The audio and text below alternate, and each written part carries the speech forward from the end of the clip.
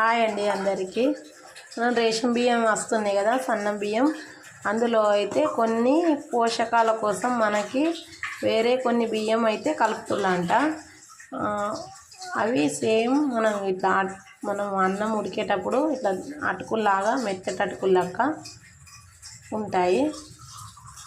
అంటే మీ పక్క పోర్షన్లో అక్కయ్య అయితే చేరేటప్పుడు ఇవి వేరే ఉన్నాయి, కొంచెం నల్లగా ఇట్లా దొడ్డు ఉన్నాయని పడేసిందంట. అవి పోషకాల కోసం మన కోసమే వేస్తారంట. మీరైతే పడేయకండి ఎవరు. అందరికి తెలుసు కావచ్చు, కానీ ఇట్లా తెలియని వాళ్ళైతే వాళ్ళకైతే యూజ్ అవుతుందని చెప్తున్నాను. పడేయకండి. ఇవన్నీ తేలుతున్నాయి, మొత్తం ఇవి కరిగిపోతాయి. కొంచెం అయితే ఇవి కరిగిపోతాయి. బియ్యం కూడా కడిగిన తర్వాత మనం బాగా కడుక్కున్న తర్వాత వాటర్ పారబోయొద్దిగా, ఎందుకంటే కరిగిపోతాయి అవి. ఇగో ఇలా చూడండి, ఇవి అటుకులాగా ఉంటాయి, కరిగిపోతాయి. కాబట్టి మీరు ఎవరైతే పడేయకండి.